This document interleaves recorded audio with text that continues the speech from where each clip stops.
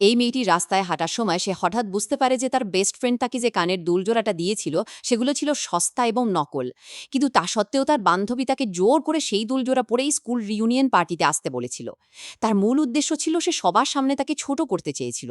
এই একই বান্ধবী আগে দুটি একই রকমের টুপি কিনেছিল এবং সে ভালোবেসে তাকেও সেই টুপিটি পরতে রাজি করিয়েছিল।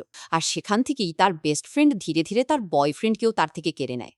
অবশেষে সেটাই তার ধ্বংসের কারণ হয়ে দাঁড়িয়েছিল। এবার মেয়েটি মনে মনে প্রতিজ্ঞা করল যে সে তারই খেলা তার ওপরই উল্টে দেবে। কিন্তু যখন সে নিজের আলমারি খুলল, তখন দেখল তার কাছে পরার মতো একটাও ভালো পোশাক নেই। তখনই তার মনে পড়ল এই জীবনে সে এখনো পর্যন্ত কোনো টাকা উপার্জন করেনি। তবে তার কাছে একটা ব্যাকআপ প্ল্যান অবশ্যই ছিল। সে অবিলম্বে তার নতুন বেস্ট ফ্রেন্ডের সাথে যোগাযোগ করল, যদিও তাদের মধ্যে সবেমাত্র দেখা হয়েছিল। ওদিকে ধনী মেয়েটি পরে জানতে পারে যে ওই কানের দুল নকল ছিল। সে সঙ্গে সঙ্গে আসল কানের দুল পরে চলে আসে। আসলে সে তাকে ভালো মনে সতর্ক করতে চেয়েছিল, কিন্তু মেয়েটি এই সুযোগটিকেই লুফে নেয়। সে একজন ভেঙে পড়া মানুষের মতো পুরো গল্পটি বলতে শুরু করে, কিভাবে আগে মানুষ তাকে নিয়ে ঠাট্টা তামাশা করত। সে প্রাক্তন ছাত্রছাত্রীদের রিইউনিয়ন যেতেও ভয় পেত এবং ভয়ে কাঁপতে কাঁপতে বাথরুমে লুকিয়ে থাকত। সে সিদ্ধান্ত নেয় যে যত টাকাই লাগুক না কেন সে তার বান্ধবী সম্মান ফিরিয়ে আনবেই।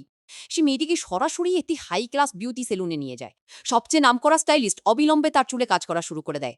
মাত্র কয়েক মিনিটের মধ্যে তার লম্বা ও নিষ্প্রাণ চুলগুলো মাটিতে ঝরে পড়ে। তারপর মেকআপ আর্টিস্ট তার ক্লান্ত চেহারাটি পুরোপুরি বদলে দেয়। আর মেয়েটি যখন আয়নায় নিজেকে দেখল, তার চোখ দিয়ে জল গড়িয়ে পড়তে লাগলো। তবে এবারের চোখের জল দুর্বলতার ছিল না, বরং এটি সাহসের প্রতীক ছিল তার জন্যে।